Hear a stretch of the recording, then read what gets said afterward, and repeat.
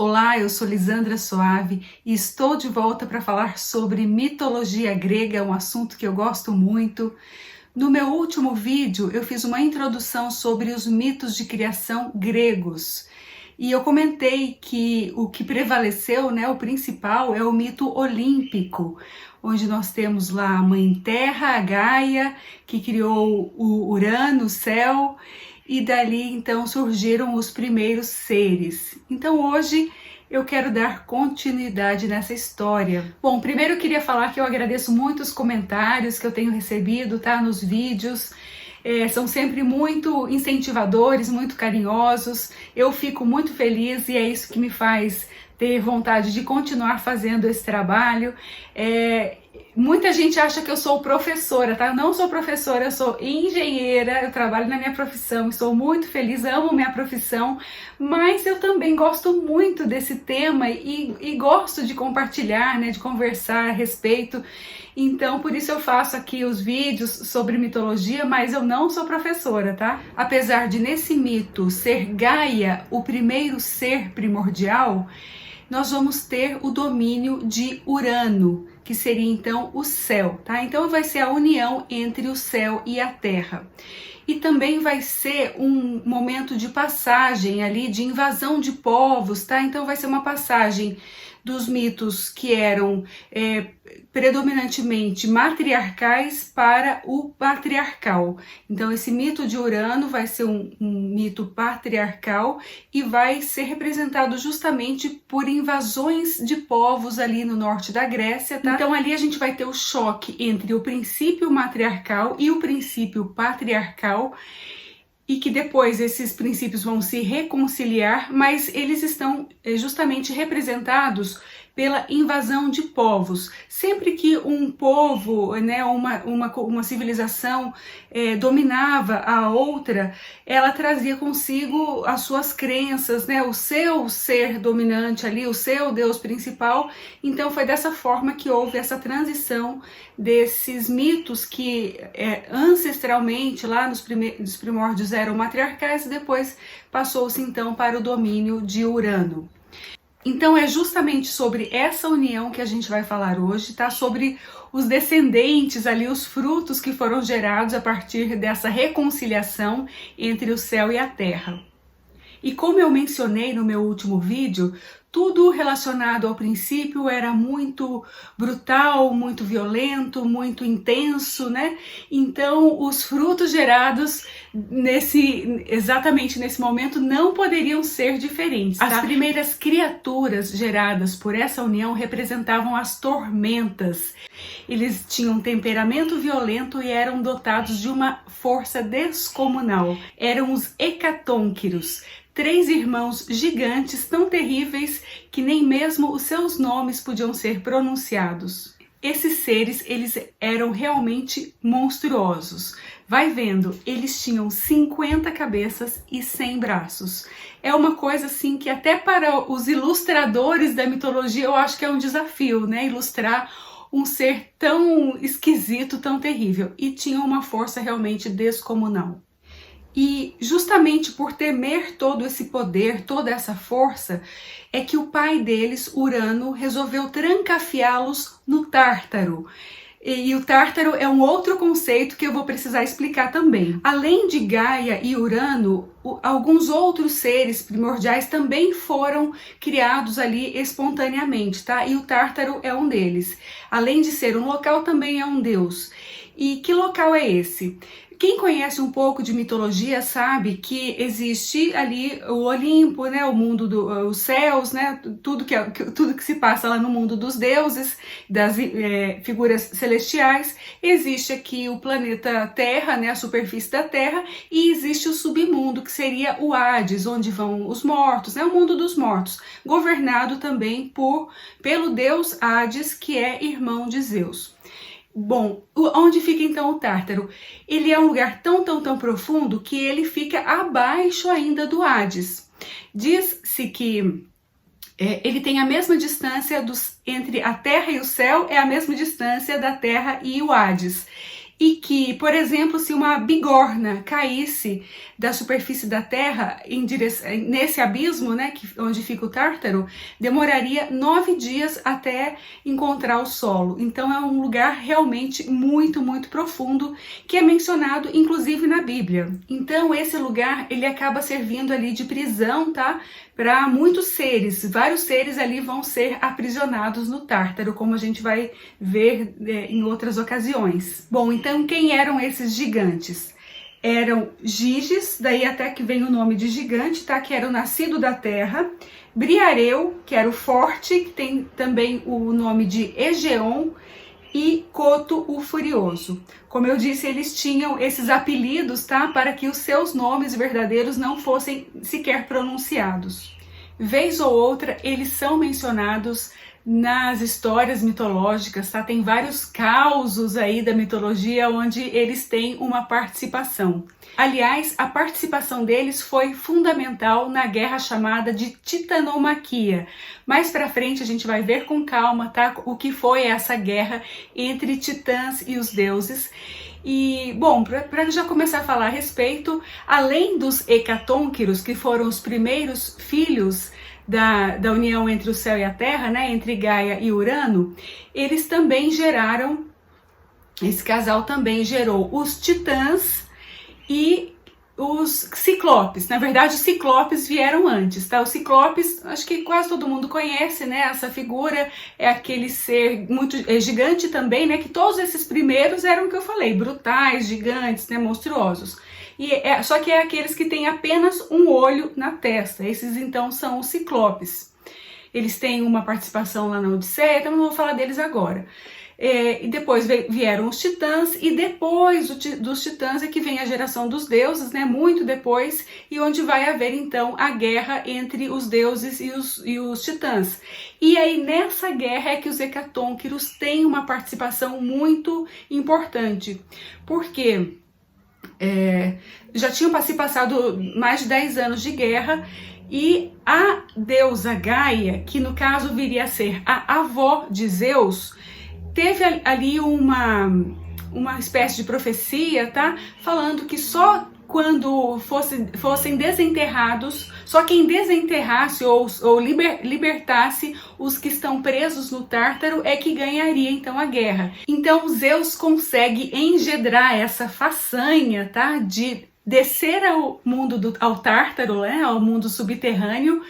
Ele matou a carcereira, que era também uma figura monstruosa, em formato de dragão. Sempre essas coisas, né, da mitologia são assim, né? E então era uma figura também, uma figura monstruosa feminina, que era a Campe. Zeus então consegue matar essa carcereira e libertar os hecatônquiros. E então, com a ajuda, né, com a força dos hecatônquiros a seu lado, ele conseguiu então vencer a guerra contra o seu pai Cronos, que já era um titã. Depois a gente vai falar sobre ele, né, filho de Urano e Gaia também. Tá? Mas é só para contextualizar a participação dos hecatônquiros nessa guerra. Com isso, eles ganham ali um posto de prestígio, tá? Ao lado de Zeus. Após a guerra, quem vai ficar encarcerado no Tártaro são então os titãs. A gente até vê isso naquele filme Imortais, né? Começa lá justamente com esses titãs presos no Tártaro. Eles vão passar a ser os carcereiros, né? Os guardiões ali dessa prisão, tá? De quem está preso ali nesse local, porém eles têm a possibilidade de subir. A minha calopsita é só começar a gravar vídeo que ela fica atacada. Bom, então os hecatônquiros, eles vão ser os novos guardiões do Tártaro, porém eles têm a possibilidade de subir à superfície sempre que eles quiserem, tá? E eles têm inclusive palácios, eles foram presenteados ali com palácios às margens do oceano, que eu falei, né, que se tratava então daquele rio que circunda toda a circunferência da Terra, que no caso aqui é plana, tá bom? Ou em formato de concha ou escudo, tá? Mas basicamente plana nessa concepção de universo que eles tinham na época. Uma outra ocasião também que vai ter a participação de um dos hecatônqueros, principalmente Briareu, tá? O Briareu, ele é o que aparece mais nas mitologias, nas histórias mitológicas.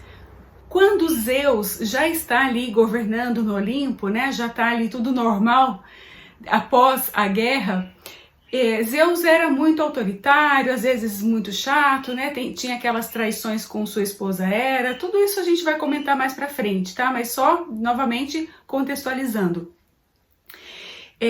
Alguns deuses lá do Olimpo se rebelaram contra Zeus e, de alguma forma, conseguiram adormecê-lo ali e, enquanto ele estava adormecido, eles o amarraram com correntes e nós muito fortes. Impossível dele se libertar ali sozinho, tá? Essa rebelião foi, se eu não me engano, Hera, com certeza, né? Sempre Atena, que as duas sempre são juntinhas, Apolo e Poseidon. Apolo eu vejo em algumas versões, mas Poseidon sempre esteve nessa rebelião também, que é seu irmão. E então ali eles prenderam Zeus. Quando Zeus acordou, se viu ali acorrentado e eles começaram então a zombar de Zeus, né, fazer troça, aquela coisa, né, ali agora estava fraco, ali preso, né, e aí o que aconteceu? A Nereide Tétis, que viria a ser a mãe do herói Aquiles, da Ilíada, vendo aquela situação, também estava por ali pelo Olimpo, vendo aquela situação, ficou ao lado de Zeus, correu para o Tártaro e chamou um dos hecatônqueros para ajudá-lo, né? E foi justamente o que aconteceu. No caso ali, Briareu subiu, viu que seu mestre, né, estava naquela situação, rapidamente, com aqueles 100 braços, conseguiu desatar todos aqueles nós. E novamente, então, ganhou bastante prestígio, né, bastante a gratidão ali de Zeus. Inclusive, eu já falo sobre esse assunto, mas esses deuses que foram rebeldes ali, que promoveram essa rebelião contra Zeus, receberam punições duríssimas, tá? Quando eu for falar sobre esse evento particularmente, eu explico melhor, mas todos eles, cada um recebeu a sua punição, principalmente Hera sempre era bastante punida ali por Zeus. E sobre esse acontecido, é justamente o que a gente vai ver na Ilíada. Quando eu fiz a leitura desse capítulo, é o capítulo 2, se eu não me engano, da Ilíada. Não, o capítulo 1 mesmo. Quando Aquiles está lá todo magoado, né, porque foi lhe tirada o seu espólio de guerra, né, a sua escrava, ele recorre então à sua mãe, para que ela vá lá falar com Zeus e cobrar esse favor, né, que já que ela tinha ficado ao lado de Zeus naquela ocasião da revolta, então Aquiles pede para que sua mãe vá falar com Zeus, né, que lembre desse acontecido, para que peça o favorecimento de Zeus ali naquela questão, né, naquela briga que ele está tendo ali com o rei Agamenon, né? Então essa história é justamente mencionada logo no começo da Ilíada. E como gratidão pela ajuda dos hecatônquiros e também dos ciclopes na titanomaquia, né, na guerra entre os deuses e os titãs, Zeus criou uma constelação, porque era assim, sempre que alguém tinha a gratidão de Zeus, o favorecimento, ganhava lá uma constelação no firmamento. Eu já falei aqui sobre a constelação de Gêmeos, né, sobre os irmãos Castor e Pólux, então foi a mesma coisa aqui com os hecatônquiros e com os ciclopes, tá? Depois da guerra, ou durante o final da guerra, eles, para fazer essas alianças, eles criavam ali altares com oferendas entre uns e outros, tá? Então, essas mesas com essas oferendas que foram então os altares. E por isso Zeus criou a constelação do altar, ou Ara. Eu nem sabia que existia essa constelação, tá? Mas enfim, fiquei sabendo, existe então essa constelação do altar, que foi justamente para homenagear ali esses seres monstruosos, gigantescos, que eram os hecatônquiros e os ciclopes. Depois, até foi uma prática adotada ali pelos humanos, né? Essa prática de prestar sacrifícios aos deuses justamente sobre esses altares. Então, segundo essa mitologia, essa prática e esse nome vem justamente desse momento aí, com esses seres, tá? Olha só, o Fernando Pessoa, né, o poeta Fernando Pessoa, também tem um poema dedicado a Briareu. Na verdade, é uma trilogia, tá? Chamada Trilogia dos Gigantes, ou somente Gigantes, onde o primeiro poema é justamente Briareu, onde ele tem ali uma conversa com a sua mãe Terra. E ele está justamente desfrutando o carinho da sua mãe, porque apesar deles serem terríveis, monstruosos e tudo mais, para a mãe Gaia, eles eram criaturas ali filiais, né? Criaturas que ela amava do mesmo jeito, né? Para a mãe não tem isso, né? Então, ele estava ali com sua mãe, sentindo a relva, tá? Aquela coisa da mãe terra mesmo, aquele aconchego da mãe terra, as flores, né? Ali os musgos, né? De um jardim. E ele tem então essa conversa com a sua mãe, onde ele se revolta contra seu pai, uma série de coisas, e fala então que ele vai promover essa guerra contra Urano. Ainda não tá acho que é bem nos primórdios mesmo, que ainda não é a guerra contra Cronos, é bem no começo, é quando Urano vai trancafiá-los no Tártaro, então. E ele fala, e a Terra tenta dissuadi-lo, tá? Não, desiste disso, fica aqui aproveitando as maravilhas, né, que eu posso proporcionar, né, e tudo, não faça isso contra seu pai, ele é uma força muito grande, é imbatível, invencível. Ele, não, eu não me conformo com a tirania, né, com as coisas. Então ele fala, não, eu vou lutar contra meu pai Urano. E assim ele faz, porém ele é vencido, né? Tanto que eles são lá presos no Tártaro pelo pai Urano. E essa simbologia da luta de Briareu contra o seu pai Urano significa justamente aquela ação revolucionária contra forças que são invencíveis, sabe? Quando o revolucionário ele quer lutar contra o sistema, contra forças muito poderosas e acaba se dando mal. Então, justamente a simbologia dessa ação de Briareu, tá? Aquela ação que não vai dar em nada, porque é uma luta contra forças muito mais poderosas do que ele, que no caso ali é a força do próprio céu, né? Então, sobre os hecatônquiros seria isso, tá? Eles aparecem em várias ocasiões na mitologia. Vai ter, inclusive, uma ocasião em que o Briareu vai trair Zeus e também vai receber uma punição, tá? Essa história, depois eu vou procurá-la com mais detalhes, tá? Mas justamente essa punição do Briareu seria sobre o Monte Etna, tá? Ali no sul da Itália, que é um vulcão também, né? Que aparece bastante na literatura, né? E há muitas controvérsias, tá, sobre qual gigante estaria ali enterrado abaixo do vulcão Etna, que seria nas próprias entranhas da terra, né, da sua própria mãe, que isso inclusive está no poema do Fernando Pessoa. Ele termina justamente com essa observação. Poxa vida, né, fez tanto que lutou tanto e acabou sendo enterrado ali no ventre da sua própria mãe, né? Que no caso ele estaria enterrado sobre esse vulcão Etna. Mas também em outras mitologias, outros gigantes estariam ali justamente para significar aquela força que vem da terra, né? Aquela força ali dos vulcões, aquela força que, como eu disse, é sempre muito violenta, né? Brutal. Atribui-se também a Briareu as próprias colunas de Hércules, tá? Ali no Estreito de Gibraltar existem colunas que recebem, né, esse nome de colunas de Hércules, mas que também podem ter sido atribuídas no passado remoto às colunas de Briareu. Os irmãos, né, Giges, eles aparecem menos, Giges e Coto aparecem menos na literatura. Coto está relacionado a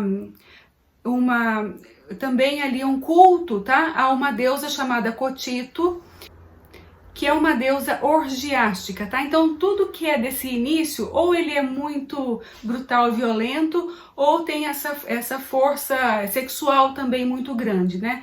Então isso a gente vai ver bastante, isso vai se perdurar até ali o mundo romano, né? Quem conhece a história sabe qual era o comportamento deles, porque isso era uma coisa natural para aquele momento, tá? Então até para que se desse, né, a criação de tudo que existe, né, procriação aí dos seres humanos também, então isso era uma coisa bastante cultuada. Depois a gente tem essa quebra com a chegada do mito judaico-cristão, isso é quebrado totalmente, né?